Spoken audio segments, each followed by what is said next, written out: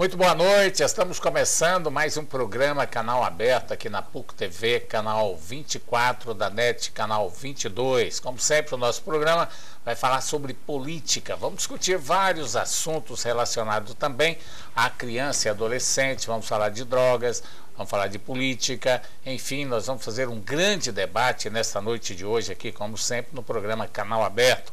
Comigo na mesa, jornalista e editor do Diário da Manhã, Ulisses Saes. E o nosso convidado de hoje vem do Solidariedade. Ele que é deputado estadual, é radialista, homem de comunicação e o deputado que vem apresentando um grande trabalho, sem sombra de dúvida, lá da cidade de Anápolis, mas que também é cronista esportivo, foi presidente da Associação dos Cronistas Esportivos do Estado de Goiás. Estou falando de Carlos Antônio. Mais uma vez, deputado, é um prazer recebê-lo aqui no Canal Aberto. Prazer é todo meu, sempre muito bom poder estar aqui, prestar contas à sociedade goiana, através do Canal Aberto, ao seu lado, ao lado do Ulisses, é sempre muito bom. Ulisses, boa noite. Boa noite, João Silvestre, boa noite, deputado Carlos Antônio, e também uma boa noite especial para você, telespectador do programa Canal Aberto aqui na PUC TV. Detalhe, nosso programa também tem uma reprise agora às 0h30, aos domingos. Então, além da segunda-feira, você pode assistir esse programa hoje, às 22 horas, claro, no domingo, à 00h30, e também no Facebook. Basta você acessar João Silvestre da Silva, né, que é o meu Facebook, e também no YouTube. O programa fica à disposição de quem quiser realmente até compartilhar o programa ou gravar o programa, está sempre à disposição. Todos os nossos programas já estão no YouTube, inclusive o último dessa última segunda-feira. Mas, deputado, o senhor ainda é o presidente da Comissão de da Criança e do Adolescente. Verdade, a gente permanece, cada mandato em uma comissão na Assembleia é pelo período de 2 anos, mas nós fomos reconduzidos à presidência da Comissão da Criança e do Adolescente. E o que é que tem sido feito essa comissão aí em favor das crianças e do adolescente do Estado de Goiás? Nós estamos cumprindo etapas, né? Lá atrás, em 2011, quando nós assumimos pela primeira vez, nós elegemos 3 pilares de atuação nessa comissão, junto especialmente aos conselheiros tutelares, que é de estruturação, de capacitação e de reconhecimento. Nós estamos atingindo isso. Agora nós estamos avançando para temas que a própria sociedade está praticamente nos impondo a discutir e a conscientizar a própria sociedade. Então, inclusive em parceria com o Ministério Público, nós estamos realizando seminários, nós estamos realizando audiências públicas, nós continuamos as visitas que são importantes fazer para algum tipo de atuação do Legislativo junto ao Executivo, com gestões que possam melhorar a condição de trabalho. Enfim, eu acho que o papel da comissão está sendo muito bem feito e para isso a Assembleia tem nos dado condição. O senhor falou que a população tem cobrado, tem sugerido, sugestionado alguns temas. Quais são esses temas mais predominantes que a própria população tem sugerido ao senhor? A redução da maioridade, né, penal. Eu acho que é talvez o principal tema, né? Ou estão se, pelo menos, tentando impor ao adolescente a culpa da violência, né, no Brasil. Que eu não concordo, acho que não é isso o canal, mas de qualquer forma existem correntes que defendem isso. O senhor acha, por exemplo, que tem que continuar do jeito que está então? Não, eu entendo que existem outros meios de se buscar a redução da violência. Não vai apenas com a redução da maioridade penal você resolver o problema. Pelo contrário, você vai colocar adolescentes na cadeia. Nada mais que isso. O senhor não acha, deputado, por exemplo, que o senhor está indo na contramão da história, ou seja, na contramão da própria opinião pública, porque a população é favorável à redução da maioridade penal, ou seja, que coloque esses menores na cadeia, até porque eles não são santinhos de forma alguma. São eles que estão matando, são eles que são responsáveis por desintegrar famílias, ou seja, são eles os grandes vilões hoje da sociedade. Ulisses, falando assim, vira verdade, deixando bem claro. Agora, você não acha muito melhor você pegar um adolescente, né, colocar um adolescente na faixa de 16 anos, 17 anos, 16 anos ele está terminando o ensino fundamental, não é muito melhor você colocá-lo numa faculdade que dentro de uma cadeia? Você não acha que é muito mais interessante você ter uma política voltada para isso? Porque falando assim, e eu sei que esse seu pensamento não é um pensamento apenas de jornalista, é também certamente de cidadão, e a sociedade pensa assim. Por quê? Porque o governo foi omisso, ou está sendo omisso. O governo está sendo omisso, né? Se a gente for buscar lá atrás, né, que a família assumia a responsabilidade dos filhos, os pais tinham essa responsabilidade com os filhos, talvez não se discutisse essa questão da redução. O que eu vou dizer para você, sem medo de errar, e digo isso e empenho até a minha opinião, que é o quê?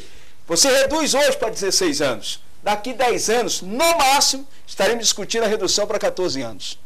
Depois de algum tempo, para 12 anos. Você pode ter certeza absoluta, se a gente não investir, se a gente, ao invés de lutar para colocar adolescentes na cadeia, a gente lutar, cobrar dos governos que ele tenha condição de levar esses adolescentes para a faculdade, nós vamos certamente ter problemas muito maiores. Eu concordo com o deputado quando ele fala em dar educação para as crianças. Existe um conjunto de fator na sociedade que contribui para o aumento da violência. Primeiro, as drogas.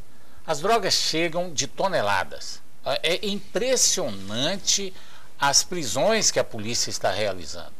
500 toneladas, 500 quilos, 700 quilos, mais de 1.000 quilos são apreendidos todos os dias. São apreendidos todos os dias. Agora, e quantos que não são?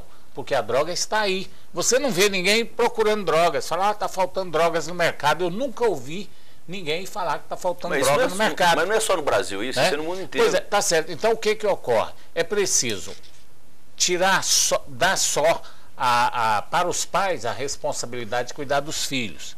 Educação o pai dá. Amor o pai dá. Eu não conheço pai que não dá. Às vezes um ou outro não tem tantas condições, o pai trabalha fora, a mãe trabalha, tem que lutar para poder deixar as crianças às vezes até sozinhas dentro de casa. Agora, o fator que faz com que essas crianças vão para o crime não é simplesmente a falta do apoio do pai. É preciso que as autoridades estejam junto. Carlos Antônio, o senhor, deputado, sabe muito bem, o Lissaes, o telespectador, sabe que o poder público é o único poder que dá conta de aglutinar. Um pai de família não dá conta de reunir um grupo de pessoas na casa dele. Então a iniciativa tem que participar do poder público. E a fiscalização tem que participar também do poder público. Se não houver uma política de fiscalização de fronteiras, de combate às drogas, não vai adiantar também só diminuir a menoridade penal. O João e Ulisses, o grande problema do Brasil é que ele quer resolver tudo com lei, né? Ele quer resolver com decreto, quer resolver com lei. Ele não quer resolver com programas nem com projetos. Vou te dar um exemplo. A criança, ela tinha que ser preparada para ser adolescente. O adolescente tinha que ser preparado para ser um adulto. Vou te dar aqui algumas razões. Uma delas a principal, talvez. Hoje, o adolescente que está no ensino fundamental, ele não sabe que tipo de profissão ele vai seguir. Que tipo de profissional ele vai ser. De que maneira ele vai servir à sociedade. E eu tenho convicção de que vocês são bastante atualizados e bastante conhecedores de outros países. Existem países, eu não vou citar aqui muitos, mas vou citar um, o Canadá, por exemplo. O Canadá, ele tem a estatística do país, nós precisamos de mais médicos na especialidade, vamos dar um exemplo aqui, cardiologista, né? Nós precisamos de tal. Ele prepara aquele adolescente desde o começo, né? Ou aquela criança, aquele adolescente, para ser um médico, para atender o país. O Brasil não sabe do que ele precisa. O Brasil tem faculdade demais e profissionais verdadeiramente de menos naquilo que se espera. Hoje, por exemplo, um curso superior, não é garantia de você ser um profissional da área. Quantos e quantos se formam e vão trabalhar em áreas que não tem nada a ver e são bem inferiores àquilo que ele se preparou. Então, ao Brasil, na minha opinião, não precisa de lei, não precisa de reduzir maioridade penal. Ele precisa de ter programas específicos, de projetos específicos que abriguem esses adolescentes para que eles possam servir à sociedade de uma maneira muito mais digna. Falou uma coisa correta. Me parece que você está fazendo direito agora. Lógico. Você vai cansar de ler leis, porque é o que mais tem nesse país. Cada segmento, por exemplo, o idoso. Mas o problema é que o Estatuto do direito... do Idoso, a criança do adolescente, o Estatuto da criança e do adolescente, e assim vai por aí. São leis demais. O Brasil é o seguinte, o problema é justamente isso, João, é que precisa de adaptações, precisa de mudanças. Nada é estático, ou seja, as constituições elas são dinâmicas, as sociedades são dinâmicas. Então, hoje o que se ouve da população é que o Estado e o legislador legislador não funcionam enquanto provedores da sociedade para a manutenção dessa segurança. Então, a sociedade cobra a redução da maioridade penal e, inclusive, tem dado demonstrações cabais, ou seja, para a própria população é prova disso daí, dos chamados justiceiros, ou então começou a se pipocar no Brasil agora a justiça pelas próprias mãos. Ou seja, enquanto o deputado, o legislativo não tomar uma consciência de que é necessário mudar essas leis e que o próprio executivo tem que tomar essas mudanças assim para que o judiciário possa aplicá-la, a sociedade vai continuar desse jeito, nesse impasse. E a sociedade cobrando, inclusive, dos políticos. Agora, vou dizer uma coisa também, talvez muita gente não vai concordar comigo, mas falta uma coisa no Brasil chamada espelho, ídolos. Por que que todo garotinho, quando cresce, quando nasce, o pai já quer que ele jogue bola? Porque o quê? Ele é fã do jogador de futebol. O futebol é o espelho para uma determinada profissão, que é isso que ocorre no país. Nós tínhamos o Ayrton Senna, que era um espelho para a nossa sociedade, para os nossos garotos. O basquete, quando ele está bem, todo garoto pega a bola e vai jogar basquete na vila, na rua. Então, o que que ocorre? O desgaste dos nossos profissionais, o desgaste político, que é muito forte, o desgaste médico hoje, com vários erros que são noticiados todos os dias. Então nós precisamos ter espelho. E isso precisa o quê? Formação, como você disse, o senhor disse que agora, que prepara, lá no Canadá, prepara para ser médico, cardiologista. Nós precisamos preparar nossa juventude também, com bons exemplos e com boas profissões, com resultados também, para que ele possa espelhar. Quem é que não gostaria de ter um filho, Paulo Coelho, escritor, escrevendo livros, romances e outras coisas mais? Mas nós não divulgamos nossos ídolos, certo? Então, os ídolos, ele é um espelho para que a juventude também possa seguir o seu passo. E nós estamos carentes de ídolos, tanto na política, quanto no meio artístico, porque às vezes o ídolo aparece como uma bomba por aí. De repente você vê um mau exemplo, um exemplo que não é recomendável. Tem mais isso, então, né? Tem acontecido este mais, as decepções, cada dia que passa, mais decepção com relação àqueles que são exemplo na nossa sociedade. Nós vamos para o intervalo comercial, daqui a pouco estaremos de volta com o programa Canal Aberto. Estamos de volta com o programa Canal Aberto aqui na PUC TV, na NET Canal 20 e também pela internet. Aliás, NET Canal 22. Você assiste o nosso programa também pelo Facebook e também pelo YouTube. Nós temos o programa disponível. Bom, estamos conversando com o deputado estadual do Solidariedade, ele que é o Carlos Antônio, que é presidente da comissão da criança e adolescente. Falávamos sobre drogas, falando sobre crianças. Agora, deputado, a gente vê a legislação não é tão ruim, as leis são aplicadas talvez, muito discutível isso, né? Um acha que é pouco, outro acha que é muito. Mas nós temos um problema muito sério também da sua área, que é os conselhos tutelares. Aqui em Goiânia, nós tivemos recentemente várias denúncias que conselho tutelar não tem nem a conta da energia paga, não tem conta do telefone paga, não tem uma condição de trabalho para os conselheiros. Quer dizer, não adianta ter uma boa lei, não adianta ter um bom conselho tutelar, se o poder público também não dá condições de trabalho, essa estrutura para que os conselheiros tutelares possam exercer suas funções. Isso, nós sabemos da importância do conselho, principalmente nos setores aqui de Goiânia, que é fundamental na cidade do interior. Como é que pode ser resolvida essa questão aí da estrutura? Cumprimento daquilo que já prevê a legislação, ou seja, a manutenção do conselho tutelar é obrigação do município. Graças a Deus, o Ministério Público tem atuado muito nesse sentido de fazer com que os municípios, e hoje existe legislação que prevê dotação orçamentária para investimento durante o ano no Conselho Tutelar, que vai desde a remuneração até a estrutura da própria sede do Conselho Tutelar. Isso tem sido feito, o próprio governo do Estado tem contribuído com veículos, com construção de sedes. A história no Estado todo já mudou bastante. O que é bom disso hoje? Hoje, a justiça, ela já abraçou essa causa da criança e adolescente. Vou te dar um exemplo. Em Aparecida, uma juíza, à medida que existe uma necessidade do Conselho Tutelar, Ulisses, e a Prefeitura não atende, o Judiciário, através desta juíza, vai lá e bloqueia as contas da prefeitura até a prefeitura cumprir com a sua obrigação. São todos os municípios de Goiás que têm os conselhos tutelares ou tem alguns que não têm? Rigorosamente todos os têm. municípios hoje têm. Até o ano passado, um município não tinha, não me recordo qual, não tinha, mas agora ele já tem também. Então todos os municípios goianos, os 246 municípios hoje já têm o conselho tutelar, alguns têm mais de um conselho. Agora, um detalhe interessante, além do Conselho Tutelar, a Delegacia do Idoso. Em Anápolis, parece que tem uma delegacia que funciona. Lá na cidade de Anápolis, a gente tem acompanhado, eu não tenho ido lá, mas eu tenho acompanhado aí pelo noticiário, através dos companheiros da imprensa, parece que lá a Delegacia do Idoso funciona bem. Um delegado, né? Acabou atuando de maneira muito forte nesse sentido, inclusive investigando a atuação dos abrigos, né, de idosos, vendo de perto como é que eles estão sendo tratados, obrigando a família, como manda a legislação, a zelar pelo seu idoso. Ele tem feito isso de uma maneira realmente muito forte, muito atuante, e tem prendido quem descumpre a legislação. Isso deveria ser em todo lugar. Não foi? Foi criado? Já existe. Na verdade, não é uma delegacia, é um grupo, né, que atua. Chama-se grupo, mas é um delegado que é responsável.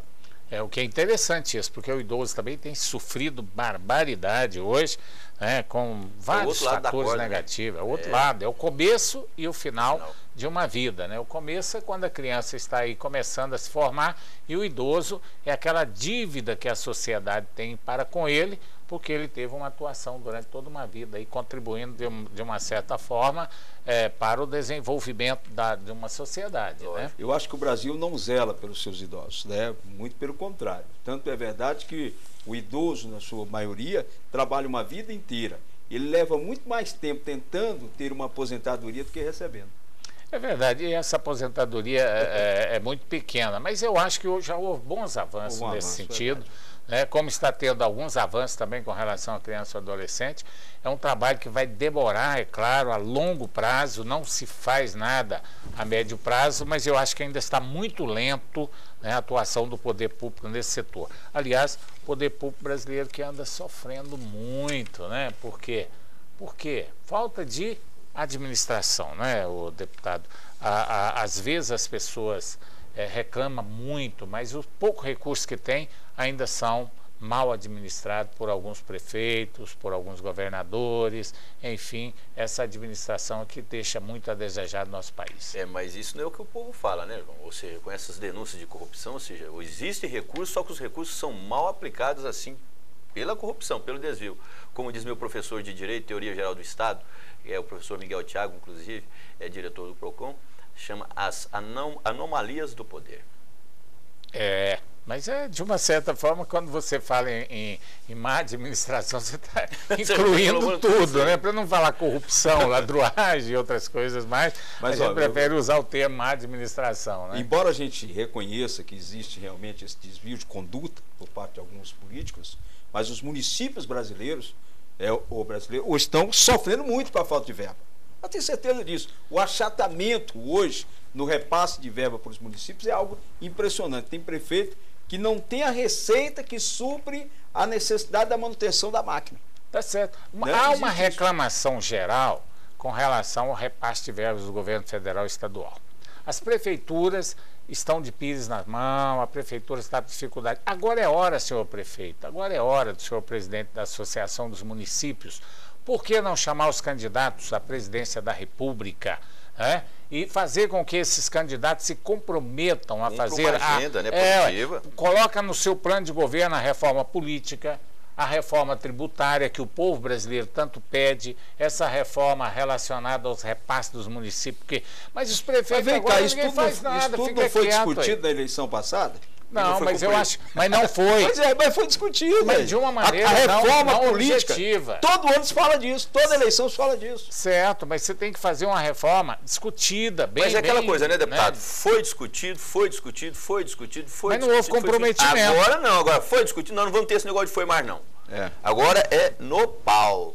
Vai cumprir ou não vai cumprir? Tem que cumprir, porque eu acho que os prefeitos têm a força, tem a Federação a Goiânia dos Municípios, existe a Associação Goiânia dos Municípios, existe a Federação, a Associação Nacional, aquela coisa toda. Então eles estão sempre reivindicando. O problema é que os governos, seja do PMDB, seja do PSDB, seja do PT, ou seja, parece que não tem a quem mais eles se recorrerem, porque Tá certo. a realidade continua nua e crua, ou seja... Nós vamos para mais um intervalo comercial, daqui a pouco vamos voltar a esse assunto aqui no programa Canal Aberto. Estamos de volta com o programa Canal Aberto aqui na PUC TV, na NET Canal 20 também, pela internet. Eu falei NET Canal 20, mas não é NET Canal 20, é NET Canal 22 agora, mudou o nosso canal na NET.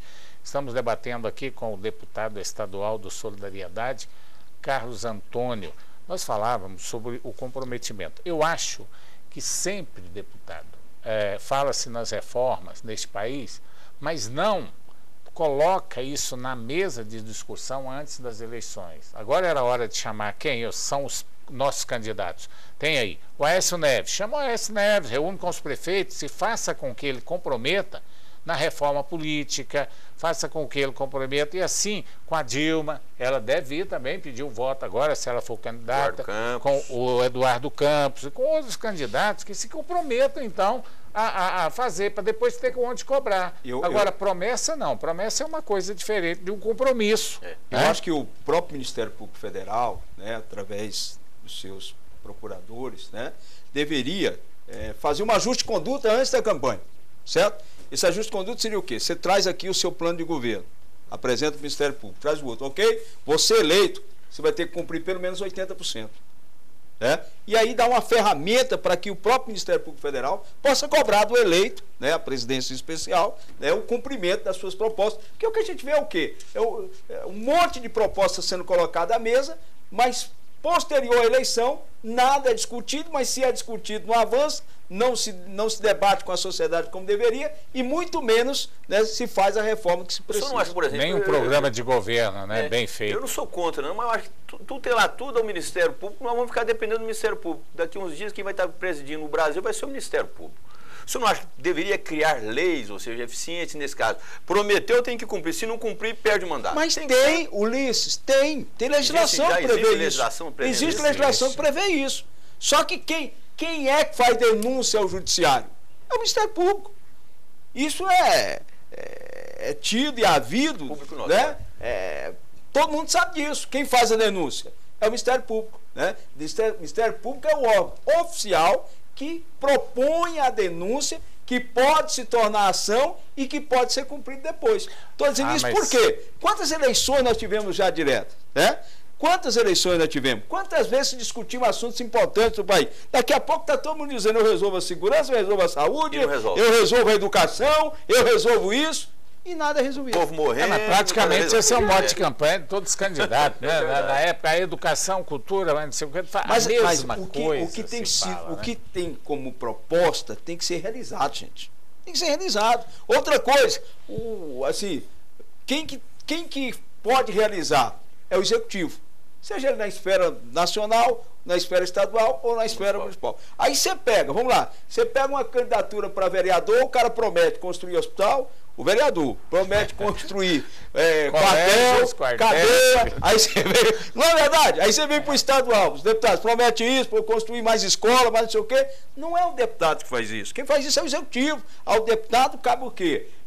Aprovar a legislação, ou seja, propor projetos que possam melhorar a vida da sociedade, ou aprovar aqueles que são oriundos do executivo e fiscalizar, né, da melhor forma possível a aplicação do dinheiro público. Uma coisa, vou até defender o senhor, porque eu conheço o trabalho do senhor. O senhor é um dos políticos sérios, ou seja, tem trabalhado assim com bandeiras extremamente positivas para a sociedade. Mas o senhor não acha, por exemplo, que os políticos estão assim meio lunáticos no mundo da lua? Por exemplo, o que se mais ouve falar hoje é protesto contra esses grandes estádios aí, enquanto nós não temos hospitais, as estradas estão praticamente todas deterioradas. Então, o senhor não acha, por exemplo, que o político hoje, ou seja, a classe política em geral, ela está totalmente destoada do que pensa a sociedade, do que precisa a sociedade?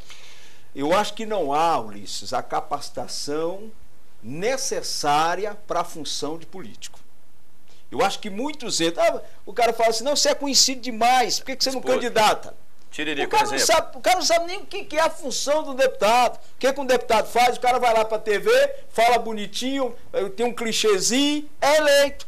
Aí ele chega na Assembleia, ou ele chega numa Câmara Municipal, ele não dá conta de desenvolver o papel que deveria resolver, que é de legislador. Eu acho que o grande problema está, primeiro, né, a própria sociedade empurra determinadas pessoas a uma candidatura que não tem o perfil para atender a sociedade depois. Porque é bonitinho, porque é engraçadinho, porque é o vendedor de cocada, né? Quase toda eleição tem um eleito que acaba destoando, né, do perfil que é exigido para político. Eu acho que o problema está aí. Eu acho que deveria ter uma capacitação e uma melhor avaliação daqueles que se colocam como candidatos. Tá certo. Olha, em um encontro do PT com o presidente nacional do PROS, houve uma manifestação de apoio do PROS ao Antônio Gomides, pré-candidato ao governo do estado de Goiás. Agora a pergunta não é essa, não. A pergunta é outra. O senhor tem um excelente relacionamento com o prefeito de Anápolis, o ex-prefeito de Anápolis, Antônio Gomides, inclusive apoiou Antônio Gomides na reeleição, nas duas eleições. E hoje o senhor está no Solidariedade, que é um partido com tendências ainda não definidas, né? Estou falando que vai para o Friboi ou pode ir para qualquer lado até agora no momento. Como é que vai ficar a posição do senhor com relação ao governo do estado de Goiás? O senhor vai apoiar Antônio Gomides ou Marconi, com quem o senhor também tem um excelente relacionamento? Primeiro, vamos só rapidamente historiar aqui. Eu era do PSC, que obrigatoriamente teria que acompanhar o Vanderlan, já que ele é o patrono do partido, embora esteja no PSB, e o partido iria caminhar com ele. Eu sou um deputado da base do governador Marconi Perillo. E tenho, como você bem relatou, uma ótima relação com Antônio Roberto Gomides. Como é que eu vou ser da base do governador, ter uma ótima relação com Antônio Gomides e depois ter que apoiar o Vanderlan dando tchau para os dois? Isso eu não faria. Então a minha opção de troca de partido para o Solidariedade foi exatamente para que eu ficasse com essa liberdade de poder escolher aquele que eu entendo que é o melhor para o estado de Goiás. Eu sou um deputado da base, tenho boa relação com Antônio Roberto Gomides. Eu já tenho a minha decisão. Eu sei quem que eu vou apoiar, quem que meu grupo vai apoiar e de que maneira eu vou apoiar esse candidato ao governo do estado. Eu só não quero antecipar por uma questão ética, política, porque o meu partido ainda não decidiu. Mas se o partido for contrário à decisão do senhor? Aí tem um detalhe que me fez trocar de partido. Eu não fui eleito pelo Solidariedade. Então, essa fidelidade que é exigida de um partido que é dono do mandato é diferente da minha condição de que cheguei com os votos para o Solidariedade. Evidentemente que eu vou fazer de tudo para que o partido também caminhe naquilo que eu entendo que é melhor para Goiás. Tanto é que eu estou trabalhando, né, nos bastidores do partido, conversando com o deputado federal Armando Vigílio, conversando com o Silvio, para que haja uma decisão que venha de encontro àquilo que eu também entendo. Caso não haja e o partido tome a decisão, eu não terei dificuldades em conversar com o Armando e explicar a ele os motivos pelos quais eu estaria tomando uma decisão diferente. O senhor acha, por exemplo, que o partido tem a tendência de apoiar Friboi, já que Friboi cogita, inclusive, a presença do Armando Vigílio como vice? Ou seja, pelo menos é o que se ouve aí no noticiário político? O Partido dos Trabalhadores também dá essa condição. Inclusive, a informação que eu tenho é que o Antônio Roberto Gomides ofereceu ao Solidariedade ou a candidatura a vice ou mesmo ao Senado. Ao Senado, o Armando só cogitaria ser candidato caso o Willis Rezende não seja, né? Ele sendo candidato, ele entende que o Solidariedade pode participar de uma chapa que tenha condições de indicar o candidato a vice. Pelo que eu entendi aí, o Armando Vigílio teme enfrentar Willis Rezende para o Senado? Não sei se é temor, se é receio, se é respeito, né? Ou porque entende do favoritismo que ele teria numa condição de ir ao Senado, né? Talvez seja isso. Mas o que eu posso afirmar a você? O Solidariedade tem pretensão, sim, de figurar numa chapa majoritária. Lançar candidatura própria nenhuma? Não, está descartada essa possibilidade. Com a entrada do Antônio Roberto Gomides, o discurso do novo se esvaziou, né? Não tem como surgir um candidato novo e diga, olha, eu sou o novo, né? Chega desse, chega daquele. Então, e a avaliação é bem feita. Aí, né? Não tem, esse discurso não cabe mais. Não cabe né? mais. Então Nem seria muito melhor uma outra candidatura. Não cabe, né? Não cabe nem a terceira via, nem o novo. Do novo e da terceira via morreram juntos. Morreram juntos.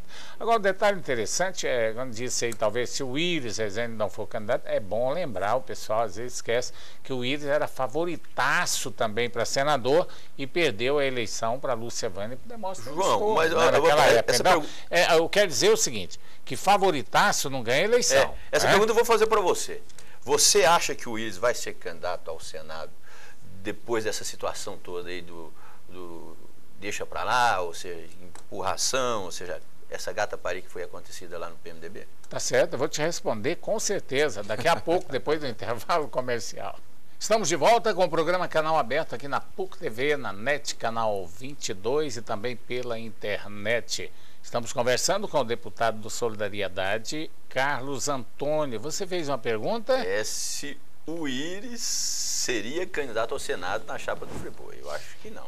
A minha resposta é complicado disso. Primeiro porque durante toda a minha carreira jornalística, mais de 30 anos que eu trabalho na área da comunicação no estado de Goiás, já participei de várias campanhas eleitorais lá no interior, aqui em Goiânia, já participei dos bastidores da política, acompanhei de perto o trabalho do Íris Rezende Machado durante muitos anos como candidato a governo, a senador. Eu conheço bem o estilo do Íris Rezende Machado e nós já falamos aqui nesse programa, não foi só uma vez não, que essa disputa entre o Júnior do Friboi e o Íris Rezende Machado, ela não se limita a ser candidato ao governo do estado de Goiás, ela se limita exatamente pelo poder dentro do PMDB. O Íris é o ícone do PMDB, o Íris é o PMDB de Goiás. De repente o Júnior do Friboi vem para o partido, veio o Vanderlan, veio o presidente do Banco Central, Henrique Meireles, chegam para ser o dono do partido. Isso não é possível acontecer dentro do partido. O Júnior do Friboi veio com muita força dentro do partido e acabou conquistando a maioria dos votos dentro do partido. Hoje quem manda no PMDB é o Júnior do Friboi, não resta a menor dúvida. O Íris está muito magoado, está machucada, a dona Íris está muito magoada.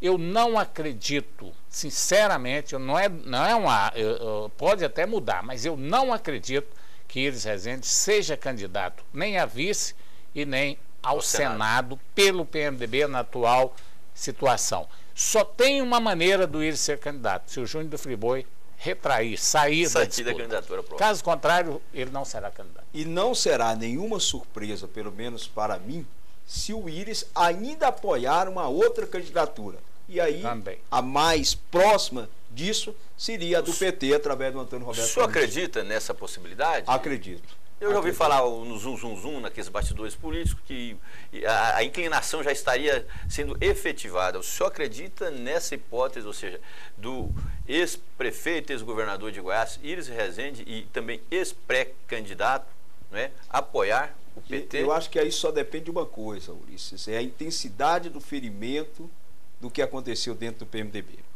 Se o Íris estiver extremamente magoado, se o grupo dele de fato estiver magoado, se não houver aí o bom senso ou o consenso em torno de uma candidatura do Friboi, eu não me espantaria se o Íris surgisse aí apoiando ou declarando apoio à candidatura do Antônio Roberto Comite. Peraí, eu vou discordar de vocês dois. Eu acho que o amor do Íris pelo PMDB vai muito além disso aí. Ele jamais iria pedir voto para Antônio Comite em detrimento do PMDB. Ele pode não pedir voto para o Júnior do Friboi, mas ele vai continuar no PMDB, vai pedir voto para a dona Íris, vai pedir voto para os deputados que são aliados dele, mas no aí partido. Ele está pedindo voto para o Friboi? Não, ele pode pedir. Essa história de pedir voto é muito complicada. O Carlos Antônio sabe disso. O deputado chega lá no interior e fala, olha, quem que você vota? Não, vou votar aqui no candidato tal. Não, então vota no seu candidato a governador, mas vota em mim para deputado. Funciona isso demais, vereador, deputado. Então, eu acho que o Íris Rezende Machado ele jamais iria trair ele próprio, que é esse amor que ele tem pelo PMDB, e exatamente esse amor, essa vontade de continuar no PMDB é que está causando essa briga. Se ele não gostasse do PMDB, ele já teria entregado para o Júnior do Friboi, entendeu? Ele ama esse PMDB, o PMDB é a vida do Íris Rezende Machado, tanto é que essa disputa entre Júnior do Friboi e Íris Rezende é pelo PMDB, não é para ser governador do estado de Goiás. E outra coisa que eu acho, o Júnior do Friboi também não será candidato a vice, também não será candidato a senador de Íris Rezende de maneira nenhuma. Essa briga essa disputa, eu falo briga entre aspas, isso não é briga, essa disputa pelo poder dentro do partido, ela é muito maior do que se tem notícia, do que se publica, do que se fala, do que se comenta.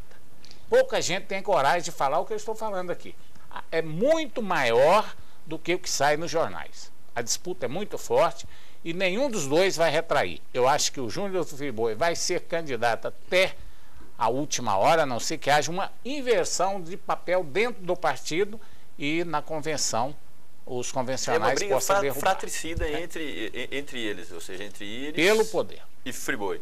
Agora, eu acredito o seguinte, do jeito que está, ou seja, o Íris não vai ficar indiferente, ele vai tomar uma posição. Provavelmente você está certo num aspecto. Ele pode ser que ele não pronuncie oficialmente que vai apoiar uma candidatura, por exemplo. Mas por trás, assim, nos bastidores, por trás dos panos, pode ser que ele apoie, e a tendência é essa, que ele apoie, até para tirar essa força, por exemplo, que foi dada a uma liderança que, de fato, ainda não é liderança. Ulisses, mas tem um problema, por exemplo. Só posso citar uma coisa, só para finalizar.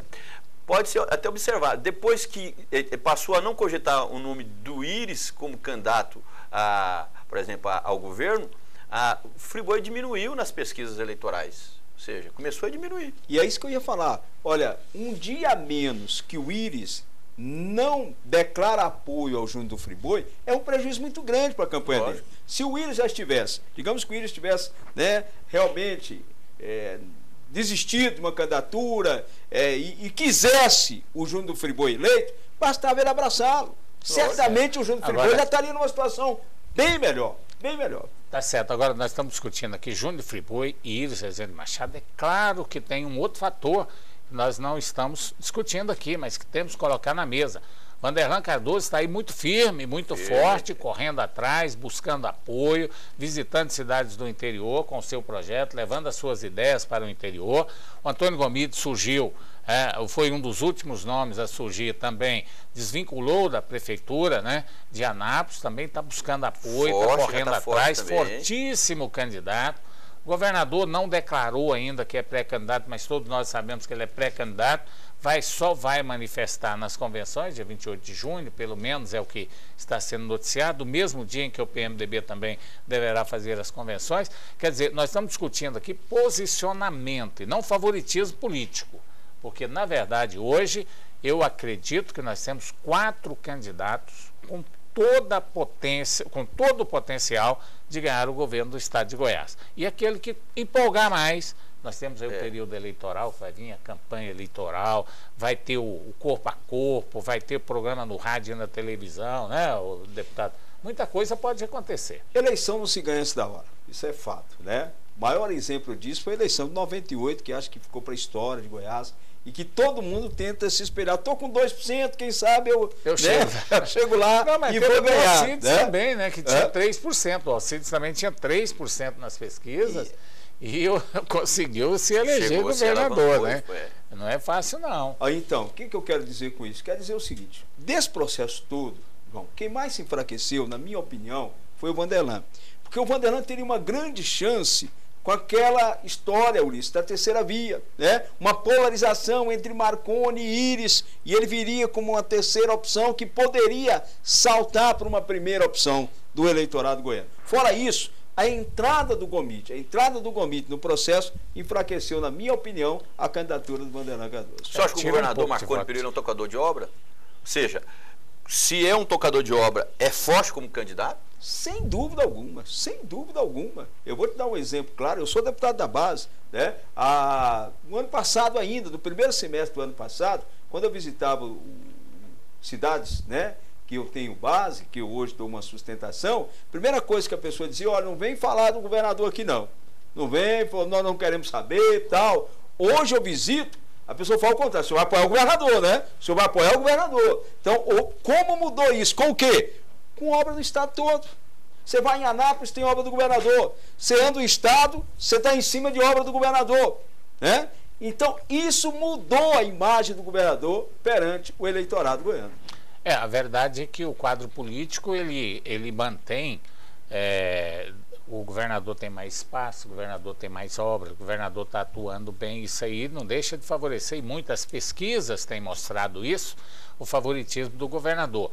Mas, como disse você, eleições só depois que passa que a gente vai saber quem é, né, Eu acho o o seguinte, vencedor. A disputa, mesmo a base do governo, mesmo ou todos os políticos ligados ao governador, quando a gente conversa com eles, falam: a eleição vai ser difícil demais, não existe eleição fácil. Essa eleição vai ser uma das mais difíceis. Agora vamos falar a verdade. O Ulisses está aqui, você tem grande conhecimento político. A oposição está facilitando a vida do governador. E muita, né? Está facilitando a vida do governador. Né? O governador até entendo que ele esperava um grau de dificuldade maior. Hoje, para quem tinha que estar liderando pesquisa no estado de Goiás, era alguém da oposição. Mas isso não pode fazer com que ele entre nas eleições com um salto alto e prejudicar? Não acredito nisso, não. Quem é experiente de política, Ulisses, não acredita em vitória de véspera. Não acredita. Vai trabalhar arduamente para que ela se concretize. É verdade, o Carlos Antônio falou uma coisa séria aqui. A oposição normalmente começa todas as eleições liderando as pesquisas, né? E sempre aconteceu isso e acaba a estrutura prevalecendo. Mas nós estamos chegando aí ao final do nosso canal aberto, deputado Carlos Antônio, foi um prazer recebê-lo aqui. O programa passa tão rápido, né, Ulisses? Verdade, muito bom receber o senhor aqui. Obrigado, João. Eu que agradeço, sabe, o carinho, o respeito, a admiração, não só pela sua história jornalística, mas pela sua história como cidadão, como empresário, como pai de família, uma pessoa que merece todo o nosso respeito, nossa admiração. Ulisses é um talento que o jornalismo goiano tem e que acho que o povo goiano aprendeu a acompanhar de perto. Eu tenho uma admiração muito grande pelo trabalho do Ulisses. E estar aqui numa bancada com os senhores, pode ter certeza que a partir de então passa a ser currículo também. A honra foi toda nossa, né, Ulisses? É lógico, obrigado, agradeço as palavras do deputado. E aproveitar, vou mandar um abraço para o Gesualdo, que é telespectador assíduo do programa Canal Aberto aqui na PUC TV, e também para o fotógrafo Marcos Lobo. Tá certo, meu abraço vai para você, amigo telespectador, que está sempre com a gente aqui toda segunda-feira, às 22h30. Estaremos de volta na próxima, contando com a sua audiência. Até lá, boa noite, obrigado pela audiência.